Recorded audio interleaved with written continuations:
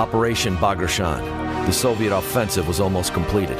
After fighting their way through the area of close to 800 kilometers, the Red Army units reached the shore of the Vistula River in Poland to retain this position in the summer of 1944. They managed to capture and hold the Puławy, Magnusiew, and Sandomir bridgeheads on the western shore of the river. The Red Army had built up there for the next advance to the Oder River during the autumn season and early winter.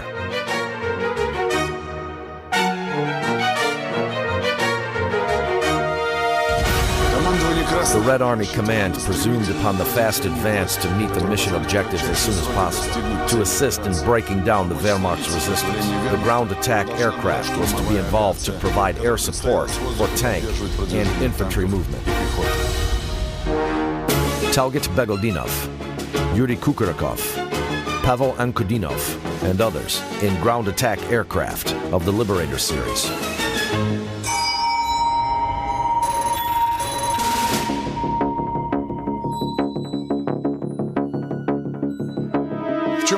How does ground attack aircraft differ from the other aircraft? Fighters are the most maneuverable and high-speed aircraft designed to destroy the enemy's planes. Tactical bombers are designed to deal with deep targets. Long-range Air Force is aimed at destroying the production facilities, railway stations, and command centers located deep in enemy territory. When a breach has been forced in the enemy defenses, it is essential to suppress the firing positions and to compel the enemy infantry to take ground and hide, while own forces are crossing the mid-ground. Actually, the ground attack planes have to direct the attack within a restricted front sector, only 100 meters away from their own units. This mission can be performed only by ground attack aircraft having a heavy armor, powerful aircraft guns, machine guns, bombs, and rockets.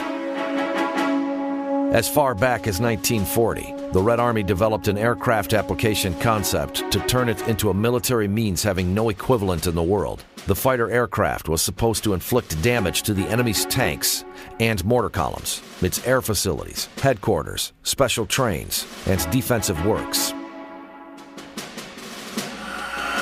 However, at that time, the ground attack regiments were equipped only with the outdated aircraft consisted of versions I-15 bis and I-53, which were of little use for such demanding tasks.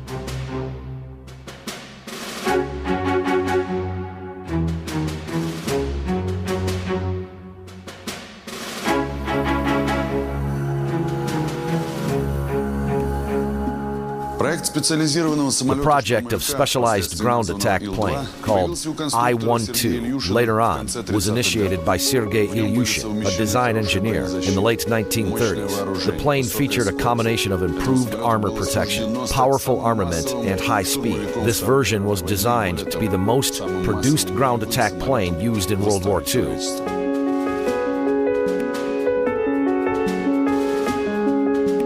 The armored body was used as a frame structure of the plane, with wings and fuselage attached. It covered all critical mechanical parts including motor, cooling system, cockpit, and fuel tanks. The first plane of this type was built in March 1941. When the war began, about 20 I-12 planes had been delivered to the military districts located at the border, but none of the 60 pilots who were undergoing training for the new aircraft type had been back at his unit by June 22, 1941. When the new ground attack planes had been delivered for the first time, they were encased, and no one was allowed to approach them. I referred to the commanders, but never received neither a valid explanation nor specific instructions. Then we initiated pilots' training for the new aircraft at our own risk.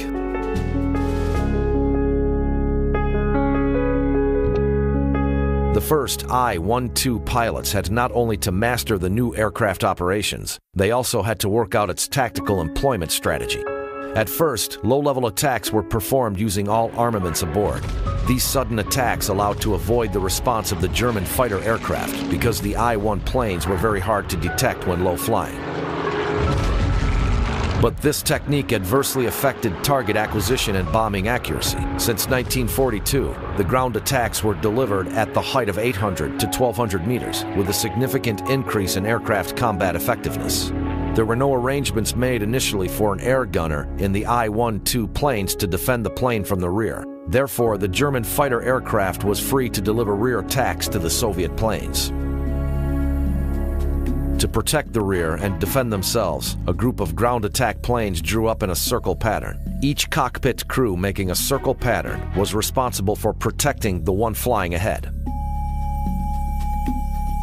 As there were neither well-practiced techniques nor proper fighter aircraft cover, during the early part of the war, one plane used to be shot down 8 to 9 times per mission, while some I-12 planes could not survive 3 to 4 missions in certain air regiments. Some progress had been made over time in improving the ground attack aircraft application techniques, their cooperation with the covering fighter aircraft, and air-ground communication. However, the aircraft loss rate was still very high. As Ivan Andreev, I-12 pilot, recollects, the regiment had suffered heavy losses on the Kursk salient. 18 crews were put down in 27 days. Each day, one of our squadron members would be found missing. We would sleep on our grass-stuffed mattresses, all in one place. But each day, one or another mate of yours would be killed. So you would lay there thinking, who's next?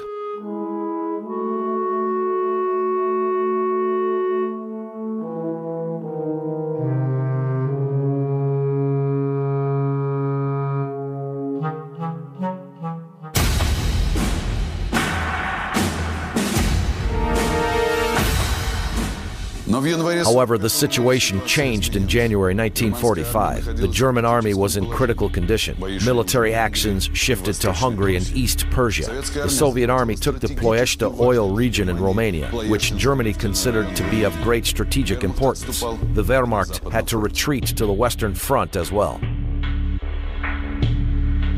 The Allies' bombing attacks caused a significant damage to the German industry. The German Air Force was finally deprived of its advantages. The human resources were near to exhaustion. The Soviet command planned to launch another offensive in Poland using Sandomir, Magnusiów, and Puławy bridgeheads located on the western shore of the Vistula River. When the Vistula Order offensive was launched, the teamwork of ground attack aircraft, ground forces, and fighter planes was brought to perfection. The I-2 losses were reduced despite the high weapon density of German anti-aircraft artillery.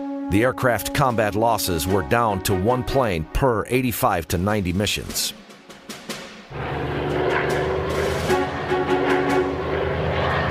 The I-12 model showed a very high ability to survive. It was not surprising when these planes would come back to the airfield with huge surface holes and half-destroyed tail units, but the crew was safe. There were some cases of a plane having more than 500 holes all over its wings and body to return from a mission. After repairs were made in the Army Field Workshop, the plane would go back in service.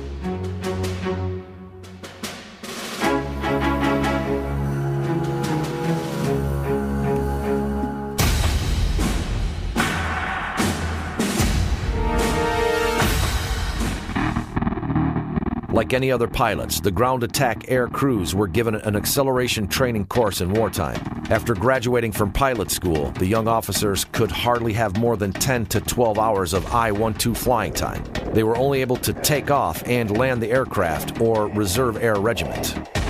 The real training started in the combat troops at the front line. In the second half of the war, the replacement was put into action in a consistent manner. The novice pilots usually arrived at a regiment in a group of 2 to 3 persons, 6 as a maximum. Then their skills were tested by the officers in charge.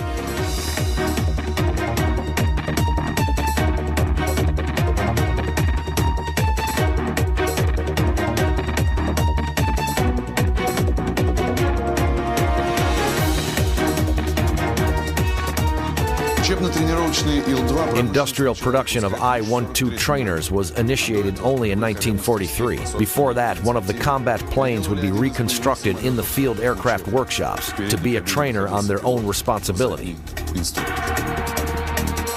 Such trainer airplanes were used by the squadron commanders or flight leaders to test the flying technique of a young pilot, including takeoff, landing, various dives and turns. To learn how to operate this aircraft was not a simple task.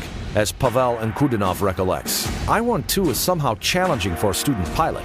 It was not only students who had lost their way on takeoff, even expert pilots broke down the airplanes. After the flying technique testing had been completed, an expert pilot joined the novice for a flight to check how he could keep the formation while in flight or extreme maneuvering conditions. Young pilots practiced attacks and bomb releases at the ground range located near the airfield. Camera bombing method was often used for this purpose to save the ammunition, as Talget Begaldinov, twice hero of the Soviet Union, recollects. Our regiment stood in a village on the fringe of the forest. A ground range was located nearby. There was a tank having a white cross on the deformed turret and a gun with bent barrel that both served as targets for training attacks. Photographic cameras stood for aircraft guns and machine guns. Then our leader reviewed the processed film to evaluate our flights. Upon completion of training attacks, the squadron commander determined whether a novice pilot would enter the combat crew. If the young pilot had put up a good performance, he had to take a navigation exam in order to show his knowledge of reference points within the radius of 300 kilometers from the airfield. The young pilots were explained how to cross the front line, how to behave above the target, how to conduct an evasive maneuver, and finally, they were ready for their first sortie. One of the expert pilots was assigned to guide the novice pilot. As Pavel Ankudinov recollects, "In my first mission, I was guided by my squadron commander. He told me, 'The point is not to get lost. When you see me nosing down, you should do the same. When you see my bombs released, drop yours as well.' And so I did, but it was only hard to navigate. Don't worry, it should be this way. After 5 or 6 missions, it will be easier for you. You did everything right. You didn't fall apart neither from me nor from the group." The novice pilots were able to monitor the air environment and navigate on their own in fighting conditions after 7 to 10 missions. There was a good reason for a popular belief of ground attack pilots that a pilot would survive if he completed 10 missions. Very high risk to which the I-12 pilots were exposed on their missions can be proven by the fact that a pilot who conducted 10 missions received his first combat award, Order of the Red Star.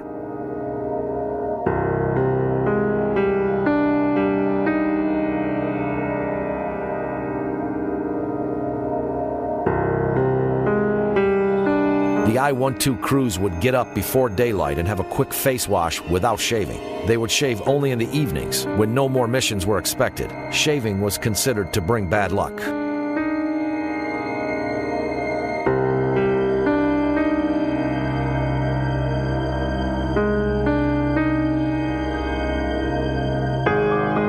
As Yuri Kukulikov recollects, "There was a case when Pataya Govorov was shaving his face after the curfew hour, but suddenly an alert was issued.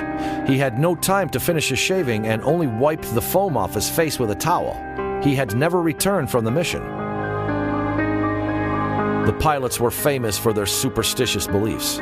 Practically all of them had their individual talismans.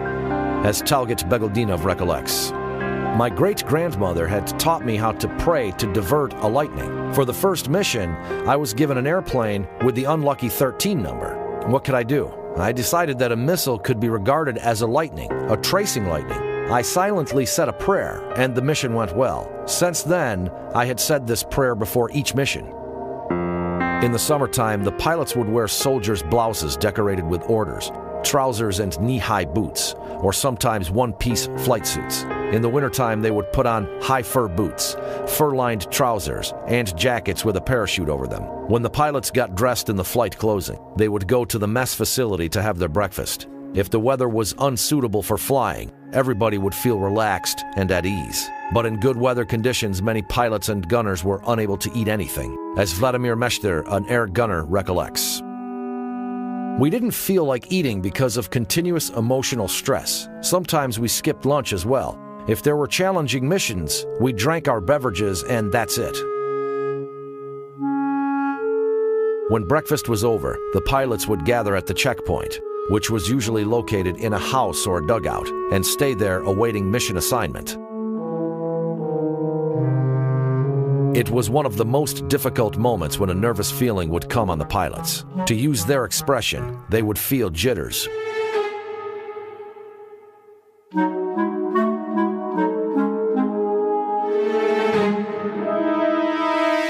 As Vasily Yemelyanenko recollects, I looked up from the map and found every one of the wingmen staring at my hand holding a cigarette. It was on purpose that I did not hide it. Leaning on the table with my elbow allowed my hand and forearm to be relaxed, preventing the cigarette from shaking in my fingers. This is my old trick. It has a calming effect on wingmen, making them think, if the leader is not nervous, everything is going to be fine. The squadron commander assigned the pilots for the mission, described the target and weather conditions, and determined taxi out, formation, and flight procedures. Fly at the altitude of 1,400 to 1,500 meters, approach the target, and attack on my command. Gunners must monitor the air situation. We're covered by 6 miners. Miner was the name given by ground attackers to the fighter planes providing their cover. The number of target runs was identified as well, but there could be some changes as appropriate. The routes were marked on a map, with the distance to target and flight duration estimated. There was nothing for them but to wait for a takeoff command. As Yuri Kukutakov recollects, everyone has to deal with this stress in his own way. One is reading a newspaper, but I can see that he's not reading it. He's just staring at it without turning the pages. The other one gets to talking or arguing. No one could feel indifferent to the upcoming mission.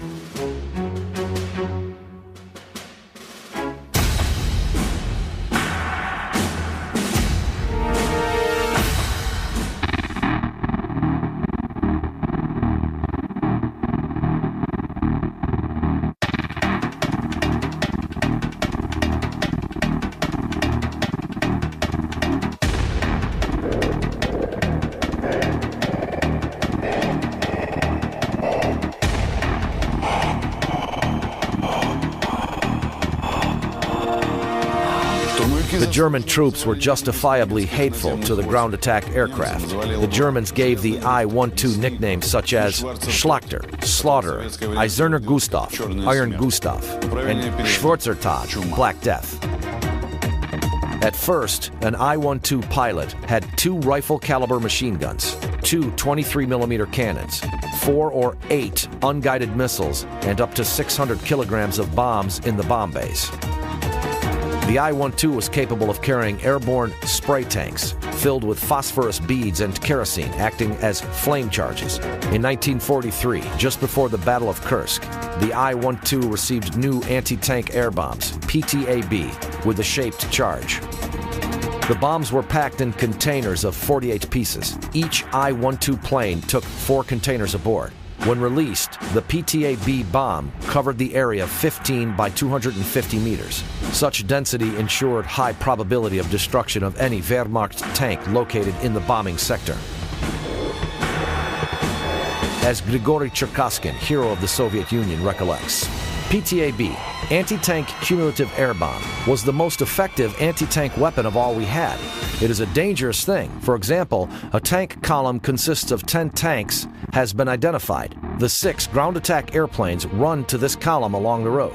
The first plane unloads its 4 bomb bays in waves, then the second, the third, and fourth. After all 6 planes are done, 2 or 3 tanks are on fire. Here's a successful mission. In 1943, certain airplanes had been equipped with powerful anti-tank 37mm caliber NS cannons.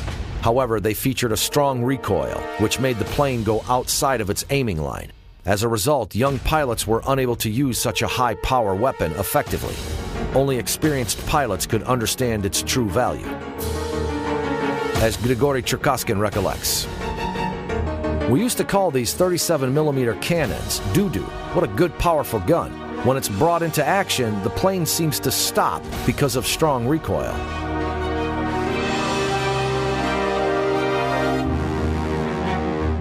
Early in the war, the ground attack aircraft was produced only in single-seat version without any defensive weapons. A fuel tank was installed behind the pilot's back and covered with an armored plate forming the hunch, which was the reason for the I-12 nickname Hunchback. Because of their poor maneuvering ability and exposure to rear attacks, the heavy ground attack airplanes were very vulnerable to the German fighter aircraft. Although the German fighters called the I-12 Zement bomber, concrete bomber, for its hardness, they mastered the way to bring it down. When from beneath, they aimed at the oil cooler. When on the side or from behind, they aimed at the tail unit. To frighten away the German fighters, many pilots simply fitted a wooden stick, hoping that the Germans would mistake it for a machine gun and have no courage to initiate an attack. Of course, it was of little use. To provide protection from the enemy attacks, some technicians started to modify single-seat airplane into a two-seater directly in the field workshop at the front. For that end, the fuel tank was removed from its place behind the pilot's back, and a seat for a gunner was provided there. The hole resulting in the body was filled with a self-made machine gun mount called SCHAS, Szpitalny Komarycki, rapid-fire machine gun for aircraft, which was the first Soviet rapid-fire machine gun. In autumn 1942, the factory-made I-12 aircraft in a two-seater version first appeared at the front with an air gunner's cockpit and a heavy-caliber machine gun. In the following years, this version had superseded single-seaters. The air gunner's cockpit was not protected by the armored body. A gunner sat on a canvas sling with his back to the rear armored partition. His back was protected by the 6mm armored plate, but there was no armor protection from top, from beneath, and on the sides. Nevertheless, the gunner's losses had never exceeded those of pilots. Gunner's input combined with the pilot maneuvers ensured improved level of protection against rear attacks delivered by the enemy fighter aircraft. As Nikolai Pergin, hero of the Soviet Union, recollects, when the aircraft had been fitted with gunners, the Germans became afraid of running from the rear. They couldn't shoot like in the shooting room anymore.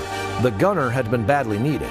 He could warn the pilot, but most important, he had a machine gun, and nobody wanted to be exposed to its burst.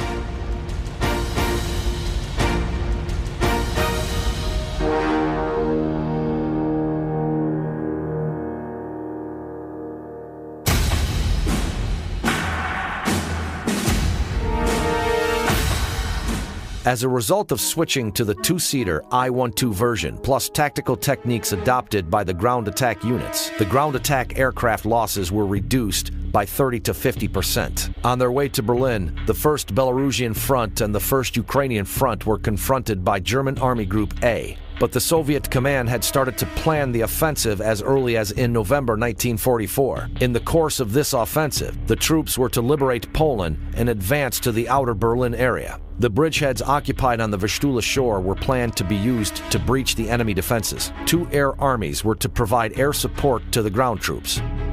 In the early part of January, the German command managed to find out that the main Soviet forces were brought together on the way from Warsaw to Jaslo to act on the offensive against Army Group A. Commanding Colonel General Harp requested additional forces, but the Hitler command was short of time to adequately strengthen its forces.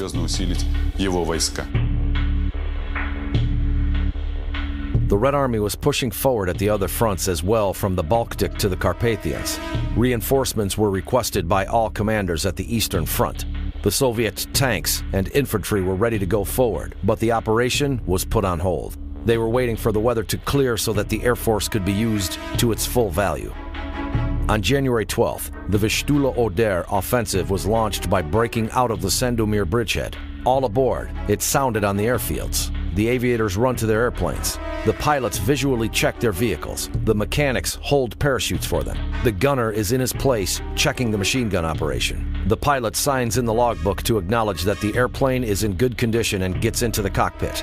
He puts his foot on the pedal, then fastens his shoulder harness and lap belts, and connects the headphones to the radio station. The pilot checks if the gun firing switches are on safe, if the bomb release buttons are locked, and if the brakes are pressurized. He activates the accumulator and determines the bomb release sequence at the control unit according to the instructions. A flare is shot up. The pilot starts the engine and reports his readiness. The airplanes are taxied out and lined up. Take off.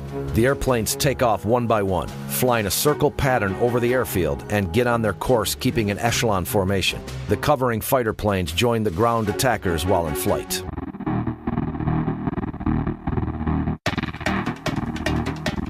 As Yuri Kukutikov recollects, when you're flying, you can think only about how to keep the formation. Interval is 50 meters. Flight distance is 30 meters. There can be no other thoughts, no fear. The ground attack aircraft used to fly at the altitude of 1,200 to 1,400 meters, if the weather was suitable for it. If not, the flight altitude was lower, sometimes not exceeding 100 meters, which made the pilots use the so-called hedge hopping technique. When the base point was approaching, the pilot marked the off time on the map with a pencil. It helped to improve the further navigation and estimate the time of approaching the target. Reaching the front line, the group leader got in touch with the forward air controller. His voice was well known by the pilots. It was very important because sometimes the enemy could appear on the airwaves. As Talget Begeldinov recollects, I was leading a large group. The command center gave me an attack command, but suddenly a strange voice sounded inside my helmet. Begeldinov, abort the attack. All group members must return to the airfield. I was momentarily confused, but promptly requested to repeat the order and gave the code word. According to the existing procedure, the response had to contain the code word in return. However, they repeated the order without the code word. Here, a familiar voice of our command center appeared. Don't listen to them, Begeldinov, proceed, and the familiar voice pronounced the code word.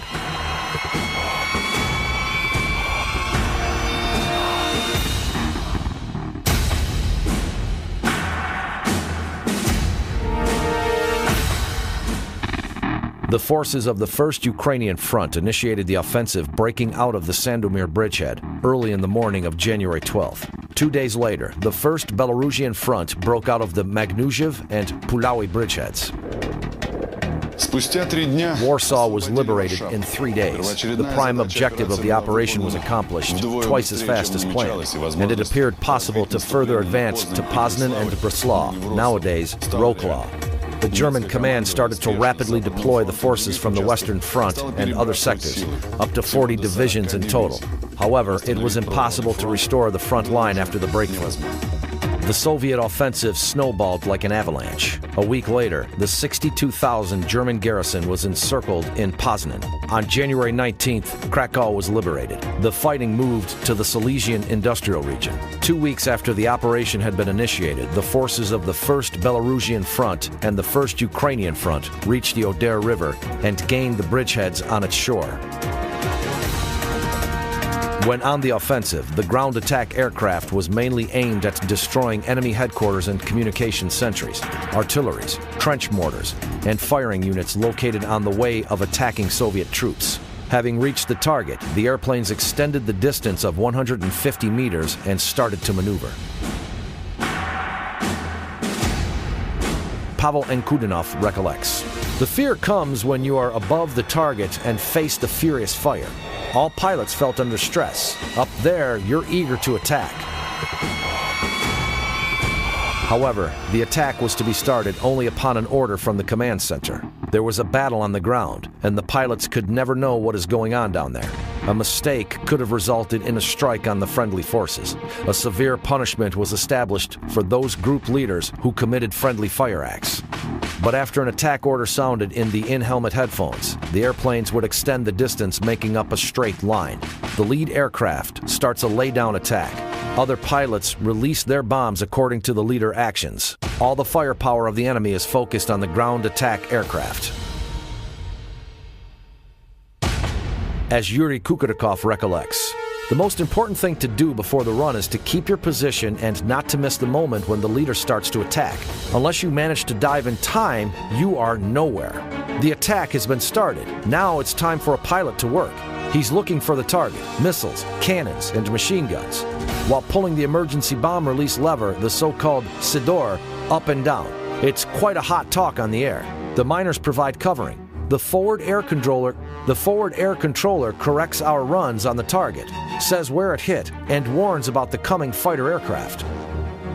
Emergency bomb release lever called Sidor by the pilots was designed to back up the electric release, just in case. The bomb, which was not fully released, might explode while landing on the airfield. Both lay-down and dive bombing techniques were employed. The I-12 armored hood and cowl held special markings to provide for aiming.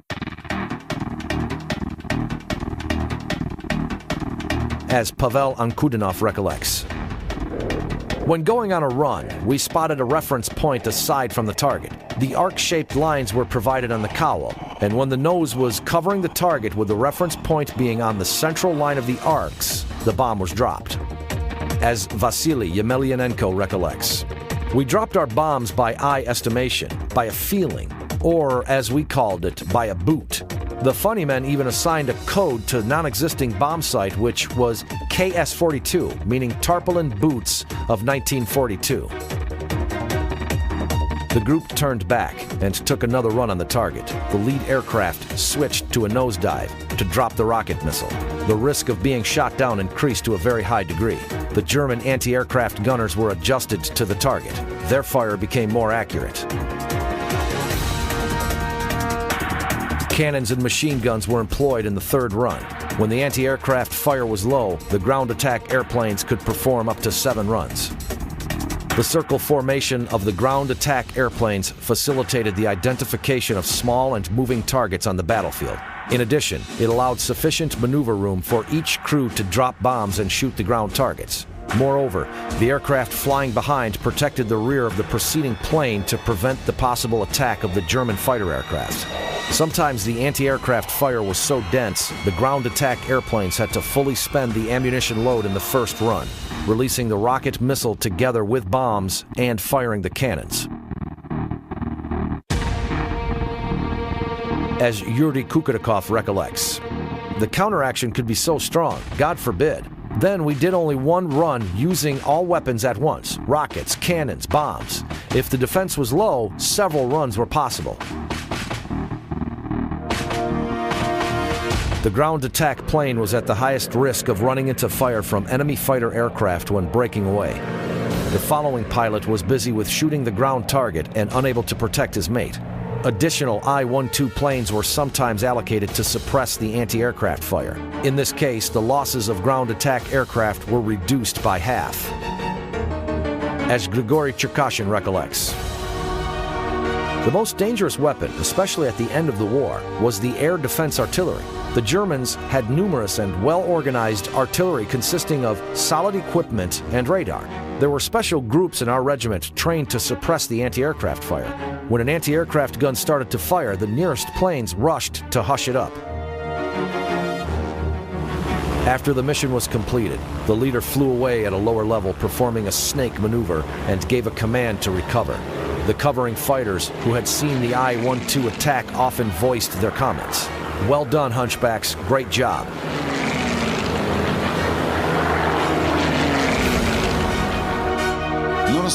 There was no chance to relax. The German fighters could appear at any time. In the second half of the war, when the fighter cover became safe and each airplane was provided with an air gunner, the ground attack aircraft gave up the defense circle. As Vladimir Meshter recollects, "If the group is flying in the echelon formation, the outer gunners take the highest load. It is them who start to cut off the fighters because it's difficult to shoot from the lead vehicles as the friendly fire is possible. That's why if the squadron was short of gunners, they went to the last vehicle if possible. There might be that only one gunner was in the group."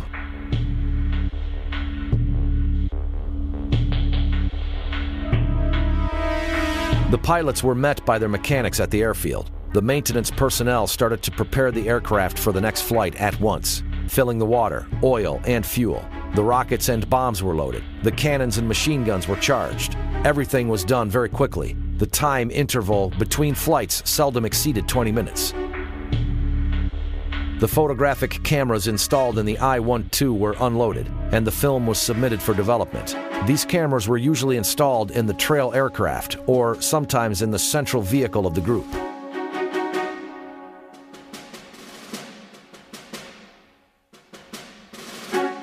As Yuri Kukutikov recollects, "Each member of our regiment had a camera gun. When we were firing the guns, the camera gun was operating. If a vehicle was fired or a tank was hit, it would be recorded. Actually, only targeted attacks proved by photographic documents were considered to be a mission."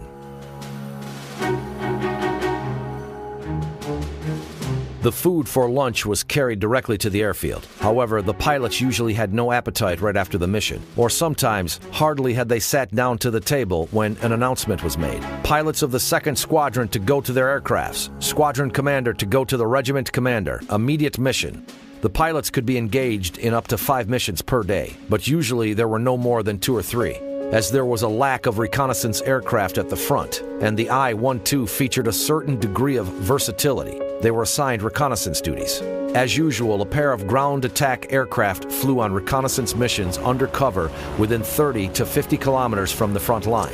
The aircrew was assigned a task to carry out photographic survey in the specific area in order to detect the location of enemies' camouflaged firing positions. Surely such tasks were dangerous, as well as any other jobs of the ground attack aircraft. All the more so, since sometimes it had to perform reconnaissance flights under no cover, as Mikhail Romanov recollects. The difficulty of these missions was that we were flying without fighter support. We were hedge hopping at 10 to 15 meters from the ground. While crossing the front line, there would be some fire, but then it was easier. The ground attack pilots preferred the so-called free hunting missions, although they were not provided with the fighter cover.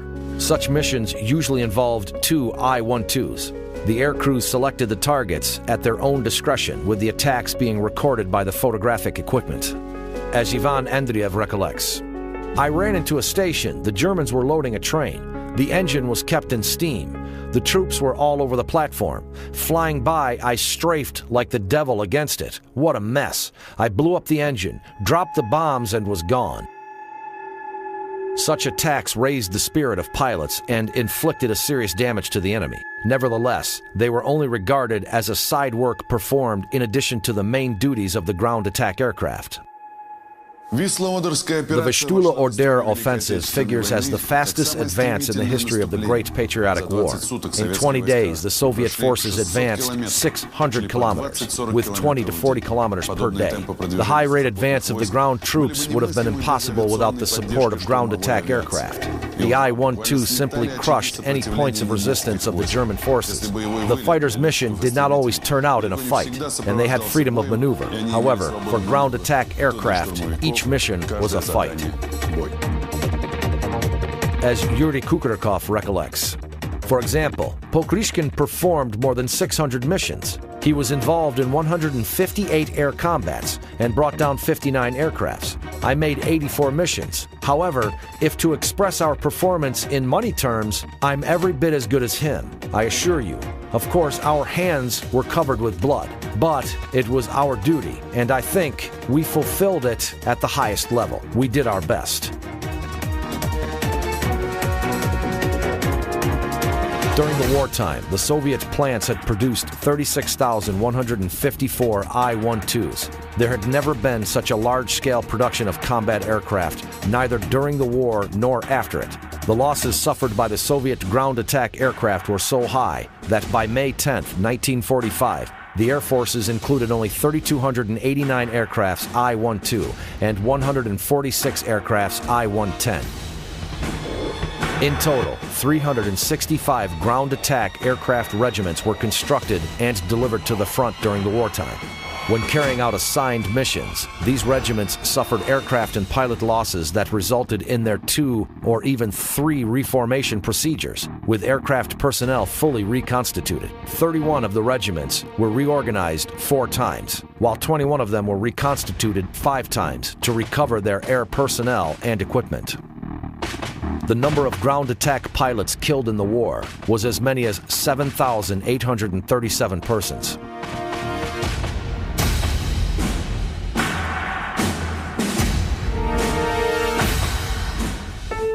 As Yuri Afanasyev recollects, I performed 70 missions. It's quite a lot. I dealt with a variety of targets including infantry, tanks, and airfields.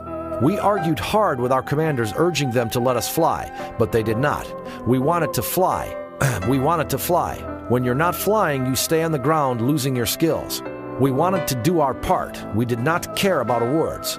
Although I've got 5 of them, 2 orders of the Red Banner, 2 orders of the Patriotic War, and a Red Star. The history of the Order of the Red Banner dates back to 1918. After the Civil War had been over, the USSR had been formed in 1924. The Order of the USSR Red Banner was established. This senior all-union order was awarded to those who showed particular bravery, self-sacrificing attitude, and courage in the defense of the homeland. It recognized significant heroism in combat, associated with the apparent danger of life. That is why it's sometimes called Order of the Wartime Red Banner. It is the only Soviet order which was marked on the front side when awarded again. The only person who was awarded with 8 orders of the Red Banner is Air Marshal Ivan Ivanovich Postigo, hero of the Soviet Union, a ground attack pilot.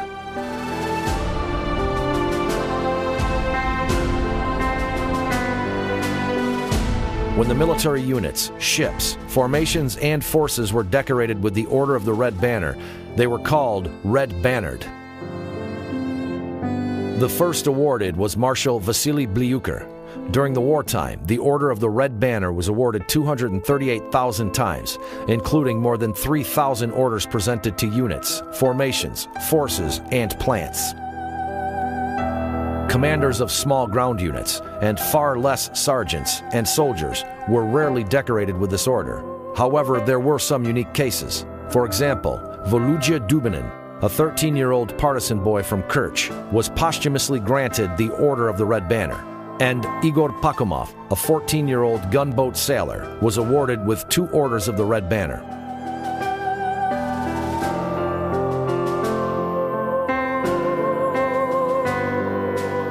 As Ivan Konovalov recollects, I was granted the first order of the Red Banner for saving the life of the squadron commander. I was flying in the rear. We managed to drop the bombs when the leader was shot down. He was moving to the side, and I followed him as prescribed to a wingman. His speed was going down. I was barraging around, protecting him. Finally, he landed the aircraft on the midground, but I saw the Germans running towards them. I passed, stripping them away. At that time, the pilot and the gunner got out of the aircraft and ran to our unit.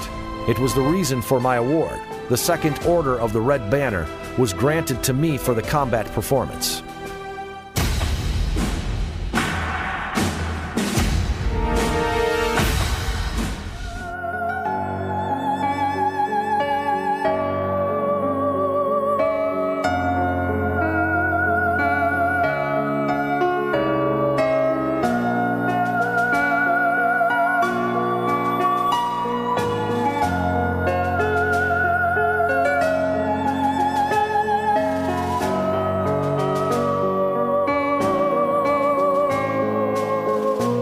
As a result of the Vistula-Oder offensive, 35 enemy divisions were destroyed.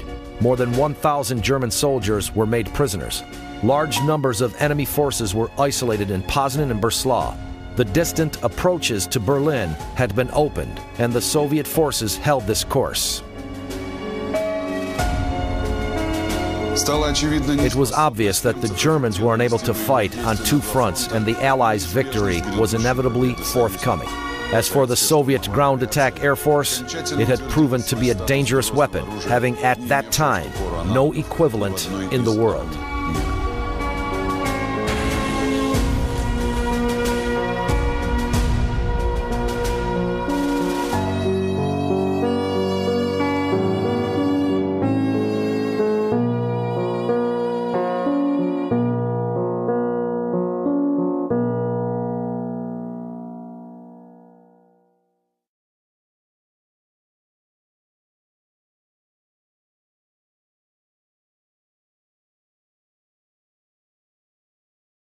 Powerful armament and high speed, this version was designed to be the most produced ground attack plane used in World War II.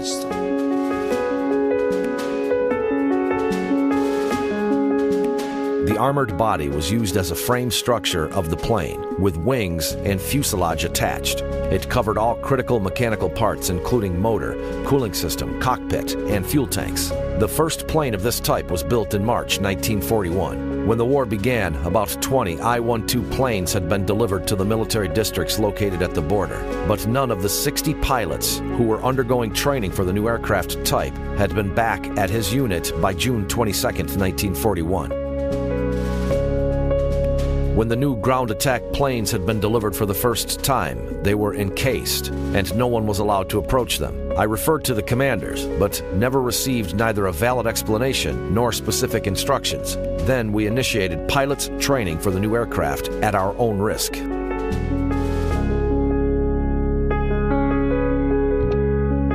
The first I-12 pilots had not only to master the new aircraft operations, they also had to work out its tactical possible to assist in breaking down the Wehrmacht's resistance. The ground attack aircraft was to be involved to provide air support for tank and infantry movement.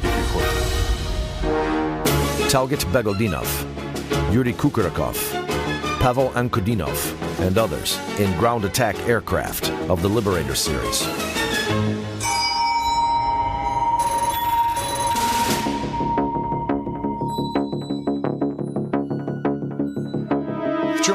How does ground attack aircraft differ from the other aircraft? Fighters are the most maneuverable and high-speed aircraft designed to destroy the enemy's planes. Tactical bombers are designed to deal with deep targets. Long-range Air Force is aimed at destroying the production facilities, railway stations, and command centers located deep in enemy territory.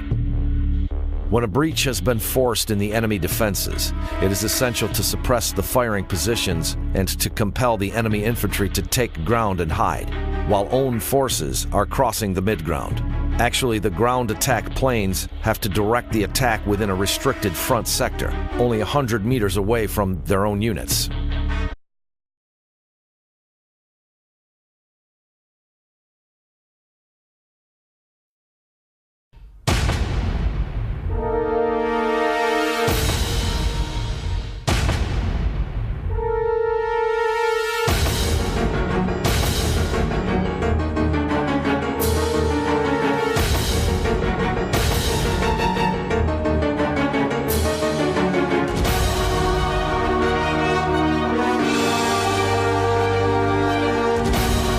Operation Bagration. The Soviet offensive was almost completed. After fighting their way through the area of close to 800 kilometers, the Red Army units reached the shore of the Vistula River in Poland to retain this position in the summer of 1944. They managed to capture and hold the Puławy, Magnusiew, and Sandomir bridgeheads on the western shore of the river.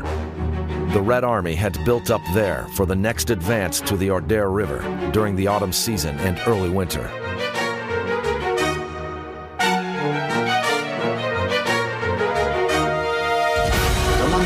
The Red Army Command presumed upon the fast advance to meet the mission objectives as a single employment strategy. At first, low-level attacks were performed using all armaments aboard. These sudden attacks allowed to avoid the response of the German fighter aircraft because the I-1 planes were very hard to detect when low-flying. But this technique adversely affected target acquisition and bombing accuracy. Since 1942, the ground attacks were delivered at the height of 800 to 1200 meters, with a significant increase in aircraft combat effectiveness. There were no arrangements made initially for an air gunner in the I-12 planes to defend the plane from the rear. Therefore, the German fighter aircraft was free to deliver rear attacks to the Soviet planes. To protect the rear and defend themselves, a group of ground attack planes drew up in a circle pattern. Each cockpit crew making a circle pattern was responsible for protecting the one flying ahead. As there were neither well-practiced techniques nor proper fighter aircraft cover, during the early part of the war, one plane used to be shot down 8 to 9 times per mission, while some I-12 planes could not survive 3 to 4 missions in certain air regiments. Some progress had been made over time in this mission can be performed only by ground attack aircraft having a heavy armor, powerful aircraft guns, machine guns, bombs, and rockets. As far back as 1940, the Red Army developed an aircraft application concept to turn it into a military means having no equivalent in the world. The fighter aircraft was supposed to inflict damage to the enemy's tanks and mortar columns, its air facilities, headquarters, special trains, and defensive works. However, at that time, the ground attack regiments were equipped only with the outdated aircraft consisted of versions I-15 bis and I-53, which were of little use for such demanding tasks.